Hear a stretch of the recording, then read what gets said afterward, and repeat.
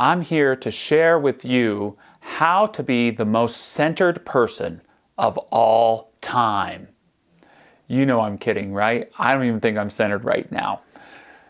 But I want to talk today about the biggest illusion that there is about staying on point, being in the zone, keeping to center. And that is the illusion that you can stay centered. So the key to being the most centered person of all time is to accept that nobody stays centered all the time. It's kind of like everybody poops. Nobody stays centered. And when we can accept ourselves as not always staying centered, as creatures that aren't designed to be centered at all times, we can find ourselves being much more centered, much more of the time. I like to visualize my favorite spiritual heroes getting off center. It helps me stay centered. Mr. Rogers is stuck behind a guy and there's a green light and they're in their cars and he's on his phone. Oh, Mr. Rogers gets furious. Mother Teresa goes to Applebee's and it's 15 minutes and no one has come to greet her at her table. Oh, infuriating. Archbishop Desmond Tutu starts meditating in the morning and, oh my God, who's calling me at this hour? Not him again. Nobody stays centered. Especially me, maybe especially you. And when we can accept that, we can move into being this most centered person of all time. So there's a more spiritual point of view to staying centered.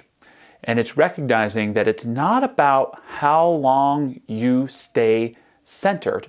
It's about how quick you get back there when you're off center. Being the most centered person of all time isn't about how long you stay centered. It's about how quick you get back to center when you've been thrown off. Question: when was a recent experience where you felt really centered? I mean really centered. A week and a half ago, it's a Saturday, and we had an event here at church, and it just flowed and it went really well. And I felt very centered, and I had to ask myself why, and I think the answer had something to do with preparation. There was a lot of stress leading up to the event, lots of preparation to do, but once I was there, I could let all that go and everything flowed smoothly. It reminds me of John Wooden's definition of success, that it's not always about succeeding, it's did I do the best I could to become the best that I could be. I think that's true in Sunday messages, which, as you can imagine, can be a little nerve-wracking talking in front of all those people and trying to remember what you're going to say. The truth is did I prepare? Wooden also said that not preparing is preparing to fail.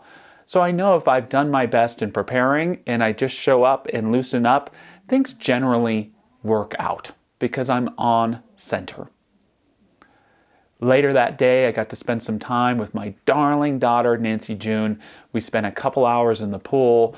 We ate chopped up hot dogs with ketchup covered all over them. And it was just wonderful because I was really present.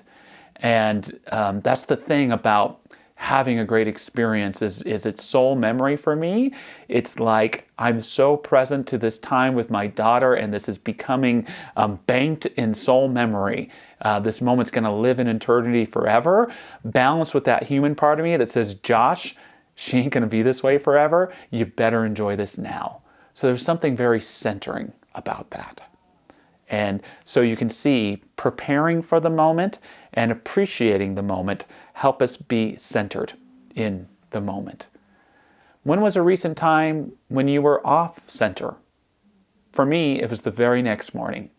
Nancy was up early, and she has this habit, maybe a lot of children, perhaps a lot of adults do, where they ask you for about 7 things at once. And so I'm all over the place. I'm putting the oatmeal in the dirty clothes. I'm putting the underwear in the microwave. And I am not doing good at being a centered dad. I'm frazzled. And I'm off center.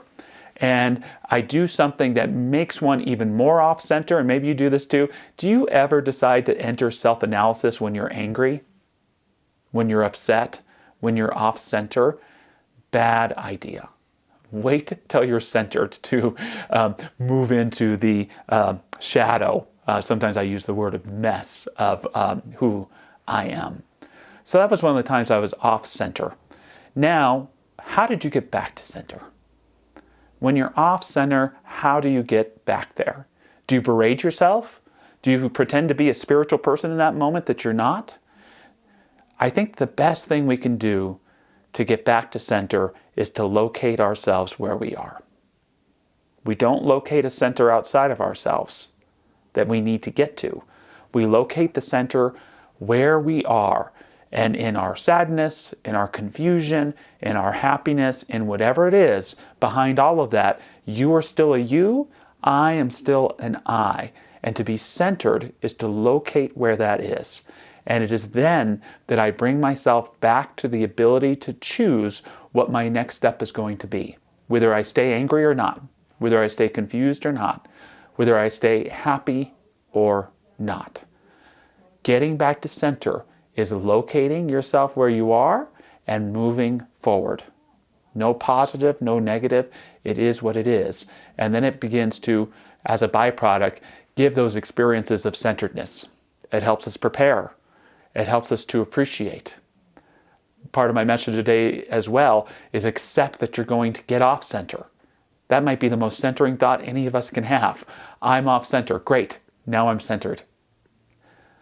Lastly, locating ourselves wherever we are. We are in this crazy cosmos.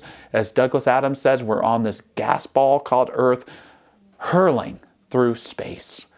And yet there's one person and one thing we can locate at any time. It's our own authentic being. And the more we allow ourselves to be that, the more we are the most centered person of all time. So just taking a deep breath, join me wherever you are. Breathing is good. Breathing is centering.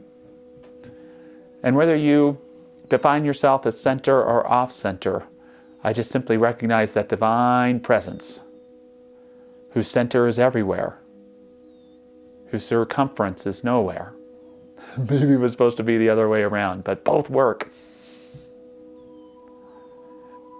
Honoring ourselves, accepting ourselves in the pain and the gladness, in the joy and the sadness, in the midst of this thing called life. May we be centered enough to create an opening within our own being to allow a profound experience of this thing called life to be present in our mind, present in our body, present in our dramas, present in our relationships. This is all the center we ever need, and so it is.